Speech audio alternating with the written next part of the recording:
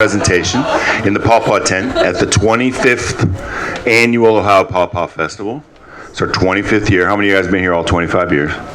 Not a one. No, yeah. How many is your first festival?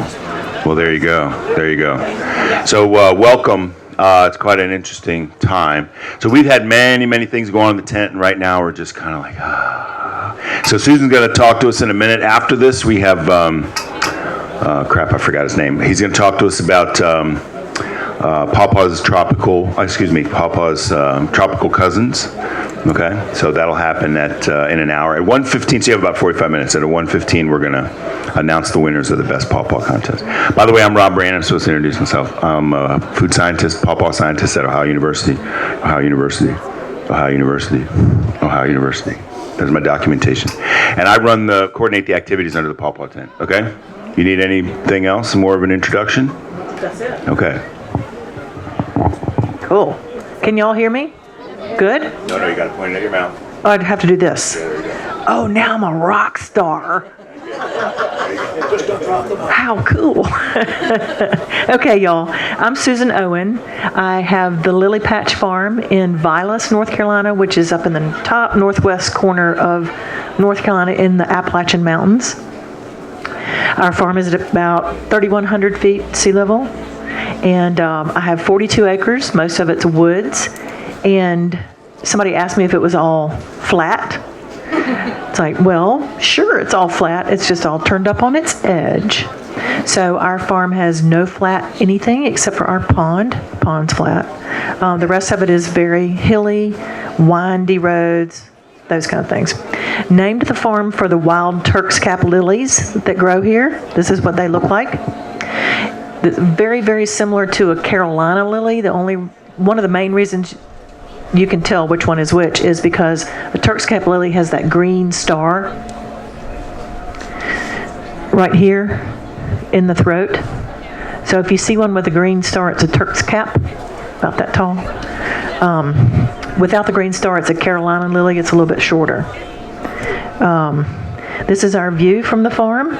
So we are up on the closest ridge, and then that farthest ridge is Rich Mountain and Tater Hill. So that's what we get to look at every day. We get snow. You know, a lot of people are so surprised that we get snow in North Carolina, but up in the mountains we do. This is our driveway up to the farm. I'm just trying to give you a little bit of an overview of where I live. This was a gardening project that I did for our local farm cafe, Feed All Regardless of Means. This is a half-acre garden in the shape of a butterfly wing. While you're walking around in it, you don't know that you're in a butterfly wing.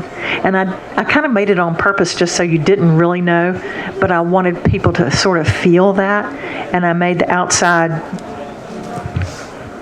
I designed these outside walks so you could walk together, 3 abreast. This is a big tunnel that I would grow squash on. Anyway, and you can see how big it is because there's the cars and the people. Okay, so I got started with pawpaws, I don't remember how many years ago now it was.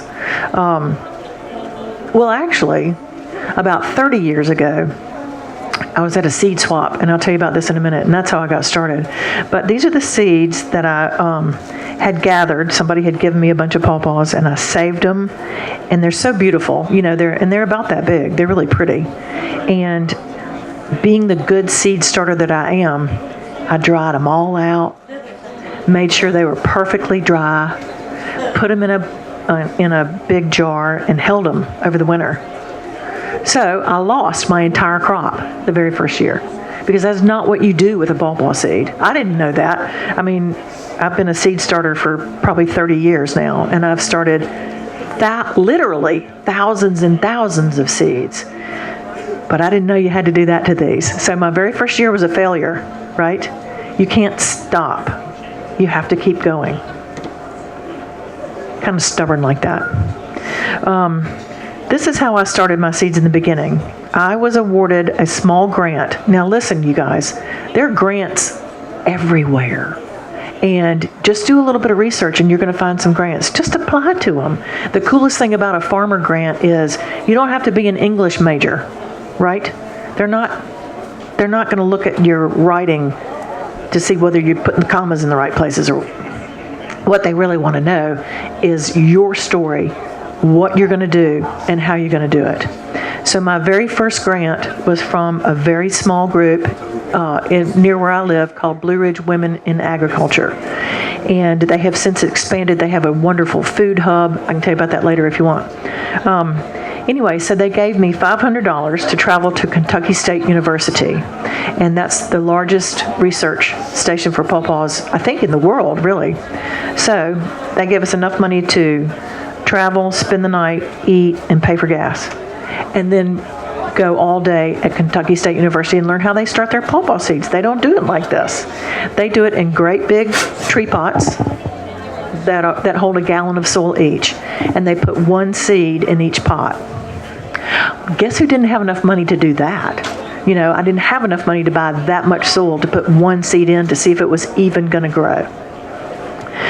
So I decided to do it the way I always do seeds, and I just threw them on a tray and then covered them up a little bit. And then I have a germination chamber. That sounds really fancy. It's not. It's an old, I used to be a cut flower grower, and so I had this cooler, an old cooler from, some 7-Eleven or something that has sliding doors. Well, it broke, and it was too big for me to take out of my barn basement because I couldn't pick it up. It's huge. And I thought, well, I don't know what I'm going to do with that. And then somebody said that would be a great germination chamber. So if you're interested, it's very easy to do.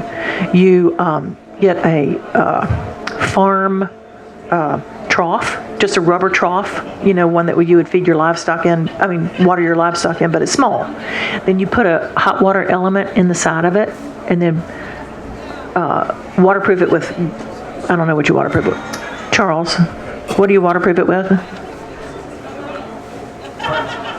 gasket, or you can use silicone coat. A gasket, or you can use silicone coat. That's my husband. Anyway, and he does this stuff. So, and then you connect it to a little thermostat, and you fill that with water, and then it keeps this chamber warm and moist. It's a great way to start seeds earlier in the season. I think I'm going to wait to take questions at the end, but remember your question, because I might answer it during the talk. Is that okay? Temperature 75 to 85. Yep. For pawpaw seeds. Anyway, so I was taught by a group like this kind of when I was at one of the conferences I went to, that a pawpaw seed has a hair-like root, and you have to be very, very careful. And from my seed starting, I knew, or I thought I knew, that huge seed did not have a hair-like root, right? A hair-like root comes on a snapdragon. Those seeds look like dust. This is a huge seed, and I thought, I'm going to dig those up after I put them in the germ chamber for a little while and see what it's doing. That's what it was doing. I dug up a seed, a couple of them. This is what it's doing. It's thinking about maybe possibly sending out a taproot. It has germinated. So, covered it back up. Now I dug it up a little bit later. It hadn't done much, but you see how it's split open now? See how this is split? So, I think it's kind of happy. So then I put it back down to the ground again. Dug it up again. That's the root. Excuse my hands. That is not a hair-like root, right? And I thought, dug it up again. And by the way, I wasn't trained as a scientist. I didn't take biology or any of that stuff. I was an art major. But I was very curious. So there is a long root. These two roots right here. See how it's starting to make its little root ball? But this is the main taproot. That's what you want to take care of. In my experience. There's another one. So, once I had those seeds going, and I dug them up very carefully so the taproot doesn't snap off, I put them in these little pots right here. They're about this big. Because just because you have a taproot still doesn't mean you're going to have a plant, right? Because they're a little tricky sometimes, especially if you're doing it in a greenhouse in January with snow outside, which is what I was doing. I since found out that if you put sand on the top, it helps keep away the fungus gnats. I'm also an organic grower. I don't use any chemicals or herbicides or pesticides. The ones that I do use are approved by OMRI, the Organic Growing Commission people. So I did have some trouble with fungus gnats. So I decided, well, let's try this. So sand over here, regular potting soil, not regular potting soil, that's a lie. I don't use regular potting soil. I use this wonderful soil that comes from Vermont, and it's from the Vermont Compost Company, and you buy it in, I don't know, huge 2-ton bags, that big. Anyway, another reason why you put sand on there is to keep the root, when you get that little pink, somebody called it a pink knuckle. I've been calling it an elbow. I'll show you that in just a second.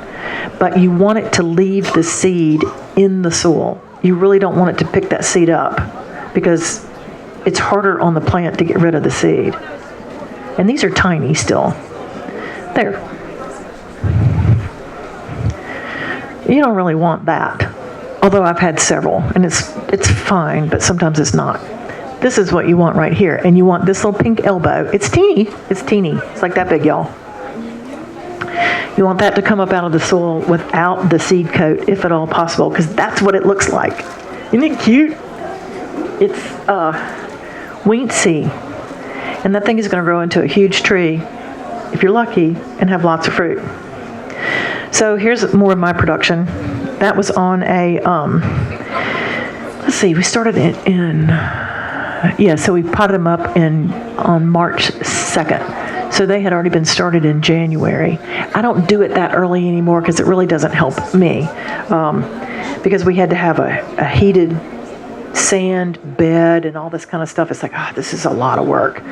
So I don't do that anymore. So you don't have to either. So here they are growing a little bit better now. They're a little bit stretched out, but that's because we had some shade cloth in there that actually we didn't need. This is stuff that I've learned through the years. So we didn't need all that shade cloth, turns out. So I'm also telling you what I did that was wrong. So you know what I did that was wrong. Because sometimes that's more important, right? Anyway, there they are in their little enclosure in the greenhouse. These look a little bit better. Can you tell they're not as stretched out? It's because they have more sun. You know, they're not searching towards the light. That's what they do in the wild, too. I was always taught that the native environment for a pawpaw tree is the understory. I don't believe that for a minute. Because when you're in the understory and you see those pawpaw trees, they're growing really tall and spindly, and they're reaching towards the light. It's like any other fruit tree. If you bring that tree into the sun, it's going to get bushier and be happier and have more fruit. So I don't know about their native environment because, you know, these pawpaws were around when the mastodons were here. Who knew that? Did y'all know that? I mean, think about that a minute. That's crazy. So that's how old and how native this fruit really is. So what I want to know is, what did the flora and fauna, I guess, look like back then? Pawpaw trees could have been the biggest trees. I mean, there were conifers, right? I don't even know what else there were, but maybe they were the biggest trees. We don't know. Something to think about, though, huh? Okay, here's what you're going for. There's the seed at the bottom where it's supposed to be, right? So, and this is a tree that I dig them up a lot. Can you tell? Because I want to know what's going on down there. So, and then you can see the tap roots right there. And then it has all of these roots coming out from it. This was in a tree pot. It's about, I think they're 14 inches tall. But I dumped it out because I wanted to see what it looked like down there. So that's what it looks like. That's what you're going for. You don't have to dig yours up, but that's what you're going for. One thing I'm going to say is I, in my personal opinion, do not think that you want to buy a pawpaw tree in a short pot with a taproot wound around. That just doesn't make any sense to me. I have bought an apple tree like that before and planted it, and it was fine for a couple of years, and it was bushing out and everything. And I thought, okay, it's okay. And I tried to tease it out as much as I could when I planted it. But then, a couple of years later, it fell over because the tree got so big and the roots didn't hold it because they were all bound up. So that's something else for you to think about. Okay, here they are in the tree pots. Those are 4 inches by 14. And these are all black pots. I get really mad at black pots. I paint them all white, which is a lot of trouble. You want to paint your pots white before the tree is in there. It's much easier. Oh, this is some family fun on the farm. This is my husband driving the tractor, 2 of my daughters, and 2 of my niece and nephew. And they actually really had fun, but it scared them at first. So, but anyway, there's my barn is behind the tractor. You can't see it. Back there it is a little bit. This is one of my greenhouses. I've got 4. Okay, so this is after. See all my white pots? I wasn't kidding. And I don't have goats anymore, but his name was Calico Jack. So this is right outside of the greenhouse. We've potted these all up. We've got them into these big pots that don't stand up. Have y'all noticed that those pots will not stand up on their own? Such a pain. So we got cattle panel and hog panel. This is a great thing to do.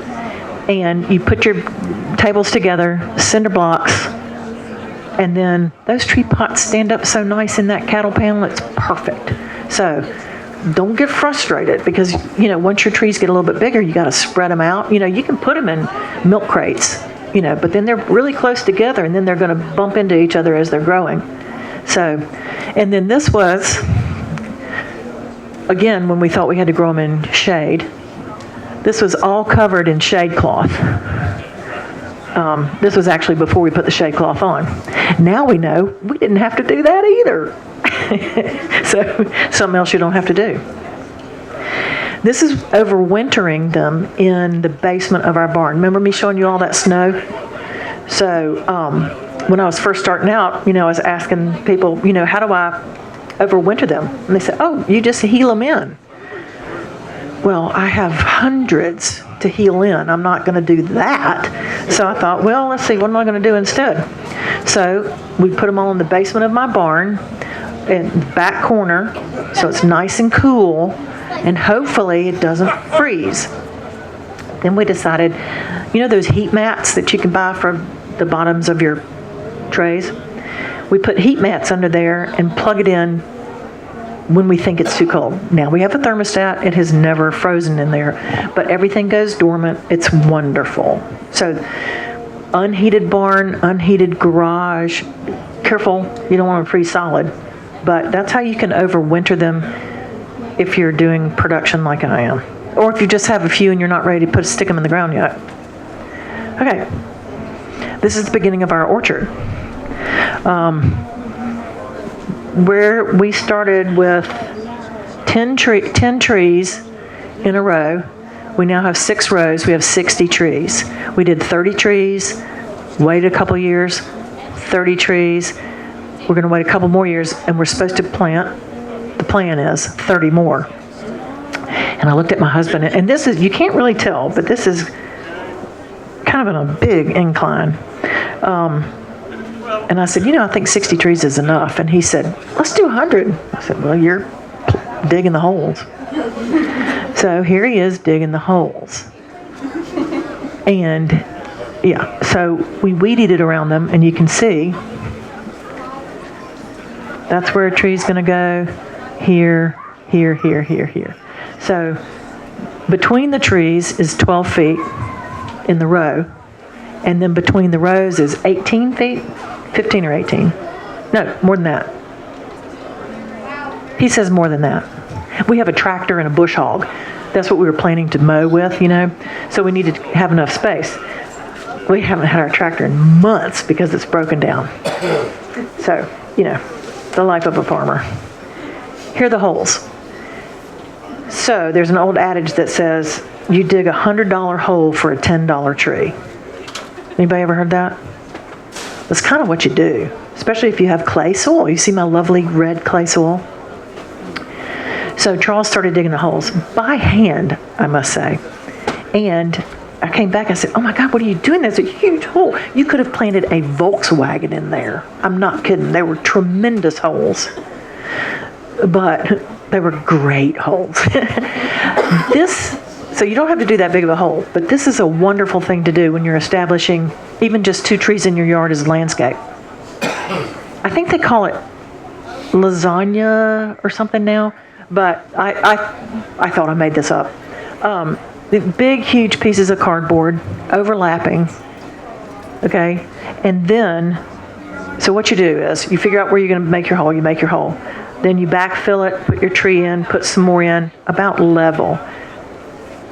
If you do that and don't add any more soil, your tree will settle down and sink and it'll get a little bit low.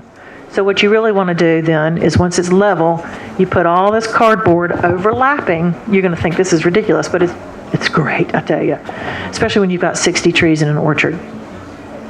And then you add more soil, and then that will settle down a little bit.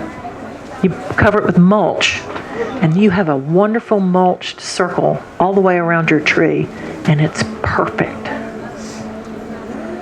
There. And then, the next year the grass will come up over that cardboard. But if it comes up over this mulch, you can pull it right out because it has made no purchase into the ground. It's so easy. So that's a good part of this photo. The bad part of this photo is this. Do not do this. Plastic tree tube,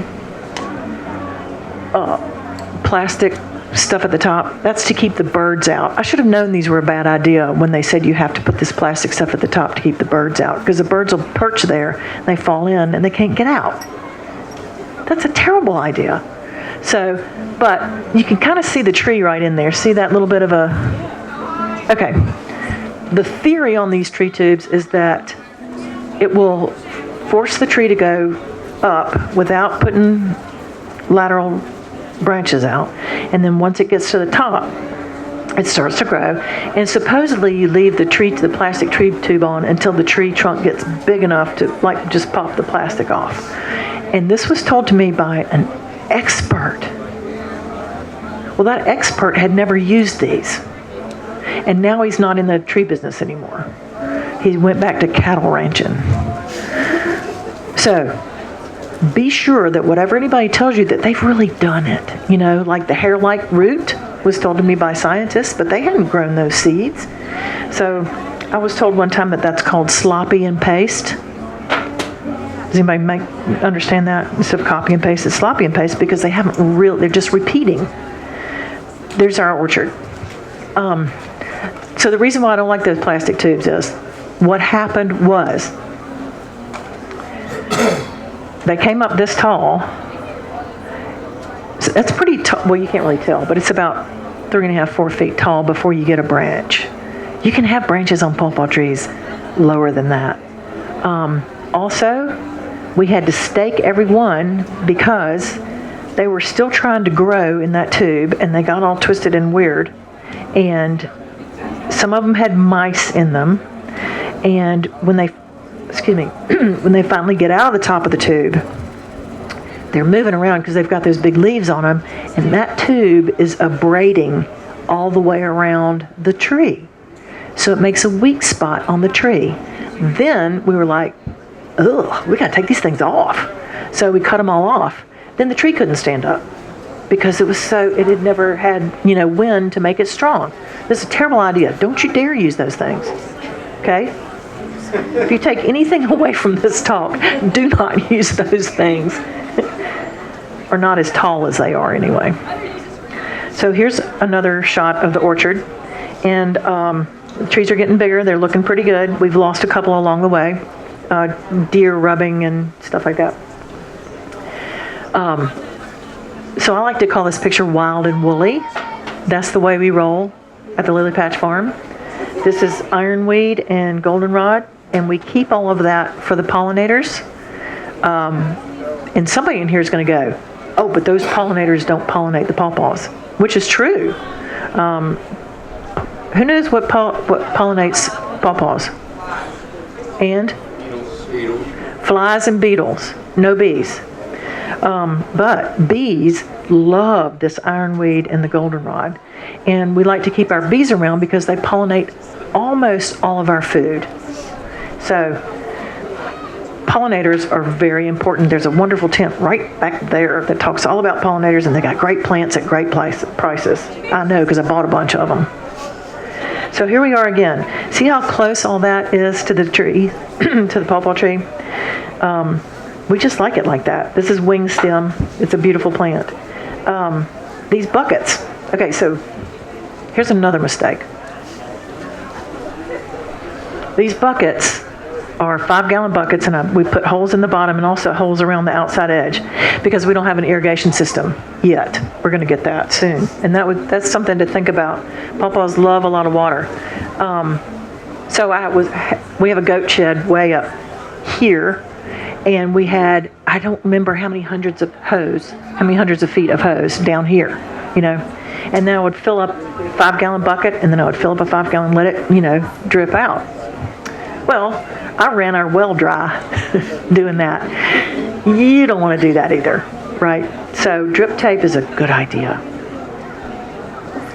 There's the wing stem. Honeybees. They're declining in population.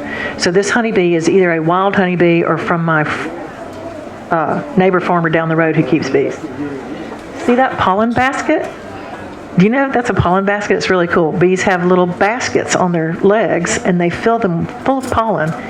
And if you just stop and look, sometimes that pollen is a light yellow, sometimes it's deep orange. It's really cool just to stop and look sometimes at the insects that you have. I'm a detail person. Who knows what this is? Looks bad, doesn't it? It looks like a bad insect, doesn't it? This is an excellent insect. This is a ladybug larva. So if you ever see one of those, you want to love that thing. Don't do anything bad to it. Actually, this larva will eat more aphids than an adult ladybug, because that's what they're known for, is to eat aphids. So that's what you want right there. They're about that long. They're tiny. But like I just said with the bee, if you just stop and look for a minute, it's amazing what you'll see. Okay, we have a full moon coming up, maybe September 29th, I think. It's called most people call it a harvest moon. The Native Americans called it a pawpaw moon. So this is a pawpaw moon from where we live, and I thought it's kind of cool because the clouds are the color of pawpaw flesh. I just thought that was a really cool picture. So the next full moon is the pawpaw moon. Okay, remember when I said I started with pawpaws about 30 years ago, and I'll tell you about that later? This is this part of the talk. These trees are great big. I've got 3 of them up on the ridge. Don't plant them on a ridge either. That was not a good idea. But they did okay. And they're planted in bulldozed earth. I did nothing to them. Pawpaws are native. They're going to live. It's going to be fine. You can boost them with a whole lot of food and stuff if you want to, but they're going to live anyway. They should. So these trees I grew as I bought little tiny saplings. I was at a seed swap, and this guy had these little tiny saplings, like what I just showed you earlier. And I said, "What are those?" Because I didn't recognize them. And he said, "Oh, those are pawpaws." It's like, oh, I want one. He's like, and I don't even remember what he told me about pawpaws, but I knew I wanted one because my mom and I used to sing that song way down yonder in the pawpaw patch, and we'd play like we were picking them up. And I said, "Mom, what's pawpaw?" She said, "I don't know." So we didn't know where they were, but we were playing like we were picking them up, right? So she went to camp. She's from Louisiana, and she went to camp in the Ozarks, and so that's where she learned that song. So fast forward to me, 30 years ago, and I thought, "Oh, I want one." He said, "Well, you got to buy 2," and I said, "I'll take 3." So I got 3 just in case one of them didn't live. They lived great. They're up on the ridge. This was where I got the idea that maybe money grows on trees, because at that point we were not living on our farm, and I had rented out our cabin, and the person that was living there, had lived there for years, said, Susan, these pawpaws are not any good. They taste terrible, and even the horses don't like them. I'm like, what? So I went out there, and of course they were picking them green, hard green, like an apple. Gross, don't do that. And horses don't eat them whether they're ripe or not. They just don't. So I thought, that's interesting.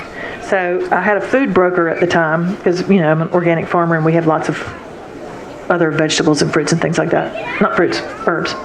And I said, are you interested in pawpaws? He's like, you have pawpaws? I will buy all you have. I'm like, really? And those trees were loaded, but small, but loaded. I'm like, whoa. And I looked at my husband and I said, see, honey, money does grow on trees. Well, most of the time it will, if you're lucky. This year not so much. This is what they look like, though. These are my native ones that are growing on the trees. And they're delicious. They're small. There's one tree that I love the most. I really like a small fruit because you can just pick it and eat it. You can split it apart and share it. The big ones, they can be delicious too, of course. They're great if you're going to keep the pulp, make something right away or whatever, but you sure can't pick that thing off a tree and eat it. It's too big. But these are great. Made pawpaw beer the next year because the brewery found out that I had pawpaws, and then there was a price war. It was very exciting. So my food broker said, if they're really going to pay you what they say they're going to pay you, you should sell to the brewery. Sold 110 something pounds to the brewers. I only had 3 trees, but they made the beer, and it was called I Like It When You Call Me Big Pawpaw. And it was a Saison style, and it was really good. So I mentioned Blue Ridge Women in Agriculture. We have a food hub through them. It's like an online farmer's market. So it's like going to the farmer's market, but you don't have to spend all day. You just go online, and every farmer has listed everything that they have for sale. You just pick and choose what you want, and then the food hub will tell the farmer what's been ordered. Then the farmer, me, will package up a pound. They wanted a pound of pawpaws. And no, they wanted a half a pound of pawpaws from the Lily Patch Farm, and this was going to someone, Jay Hawkins, pawpaw fruit. So we package it all up, take it over there, and then they aggregate it. So the people that have ordered, all they have to do is just pick up their stuff. It's already aggregated and everything. It takes just a minute. It's pretty great. Great for the farmer. Oh, food hub. Okay. Forgot this was in here. So when you're getting ready to start something like this, you have to make sure you have good help, right? I mean, you can do it on your own. I started that, but got kind of big pretty quick. So this is my youngest daughter. She's not good help. She's actually terrible help. She has lots of other attributes, but she's helping being a farmer is not one of them. So that was her face when I said, will you help me harvest today? She's like, oh. So this is my other daughter. She will help. This is when she found a tomato hornworm that I just found out from the native pollinator tent that turns into a hawk moth, I think is the name of it. So that was kind of cool. Not cool on your tomatoes. There's my husband with a huge batch of basil and a little tiny pig. We had pigs. That was fun. There's the barn, one of my greenhouses. Those are the pawpaw blossoms. They come out before the leaves.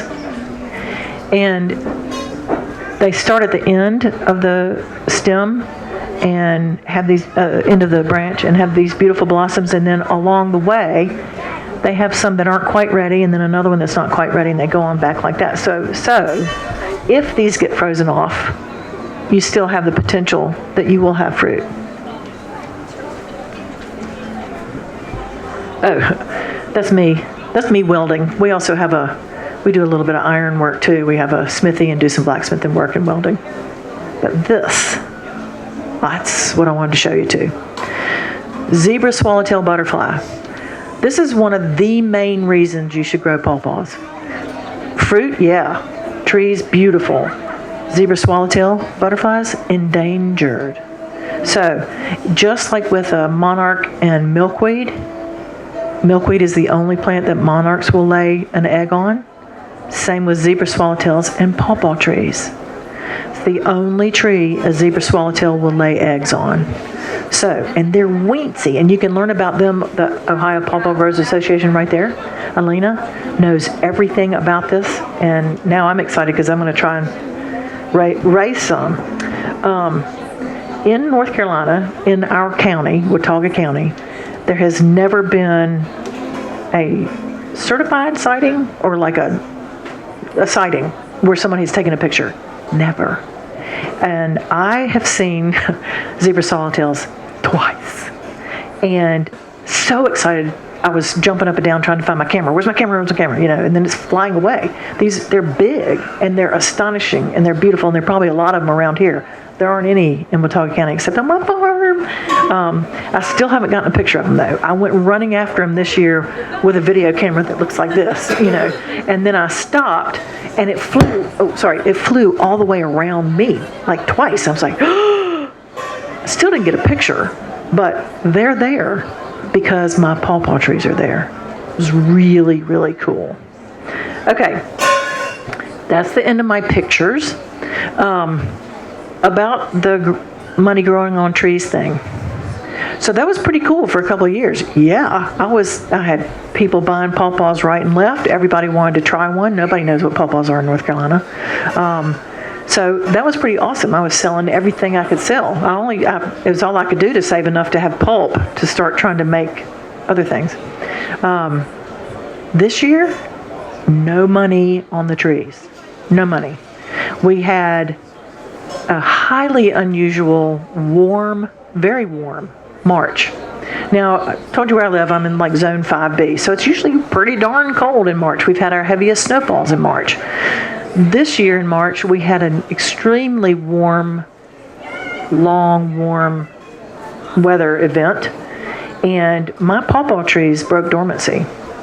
And they even started to bloom. That's how long this warm thing was. It was I was running around the orchard going, stop, stop, you know. So all those blossoms got frozen off immediately when somebody said, oh, it's a late frost. It's like, no, it's a regular frost, regular freeze where we are. The 5 minutes. Okay, so anyway, all those buds froze too. So we have 0 pawpaws this year. That's something else for y'all to consider when you're thinking about this. Okay, questions? Wow, y'all don't have any questions? Okay. Do you amend your soil with anything when you make your holes, like gypsum for the clay to kind of cause it to break down, phosphorus, sand, anything like that? Yeah, Repeat the question.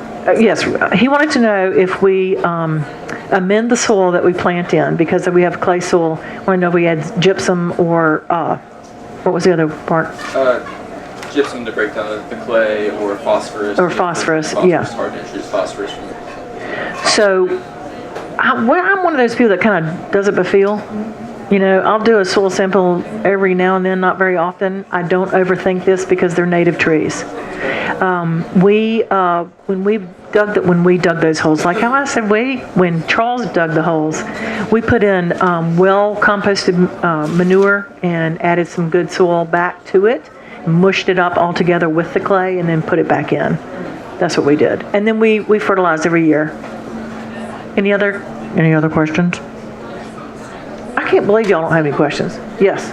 What about thinking package your pawpaws for sale? Like I just saw them in a plastic bag, but don't they get mushed up? I put them in a cardboard tray that actually I think comes from the grocery store that has tomatoes in it, because you can't stack tomatoes. So I put them in those bags and put them one layer in the cardboard tray. Then you put another cardboard tray on top of that, because that's how they're made. That's a tomato box. And I just stack them like that, and then I just take them right over to the food hub. I'm not shipping them or anything like that. So that's how that works. What else? Yeah. On your seedlings, when the elbow starts coming up, how do you do anything in particular, like any tips or tricks on helping to prevent that seed casing from sticking off the leaves, or just? You know, that sand helps a lot. Okay. That 1 inch, it's almost an inch of sand. That helps it. Oh, I'm sorry. I didn't repeat the question. The question was, do I do anything to help the seed coat come off of the seedling when it's at that little elbow stage? And the sand really does help with that. There was another question back there somewhere. Yes. He wants to know what kind of fertilizer and mix that we use. We have done a foliar feed of fish emulsion. It smells terrible. It's really great for the trees. As far as fertilizing in the ground, we will put cottonseed meal around to bring in more pollinator insects, and that's a really good nitrogen source. And then we just use a well-balanced fertilizer every now and then. Really, I do it, but I'm really serious. Yeah, granular, and sprinkle it in and scratch it in, because sometimes the varmints like that stuff too. So we got to get ready to do the award ceremony for the Pawpaw cook-off, but that does not mean that she is going to neglect your questions. So here's what's going to happen. She's going to walk that way towards the North American Pawpaw Growers Association tent, right, which has the most concentrated knowledge about pawpaw on the planet today, Sunday, September 17, 2023, and she's going to answer all your questions. Okay, it's just we got to get this tent kind of turned over for the next one. So why don't we give Susan an excellent presentation? Thank you. Stick.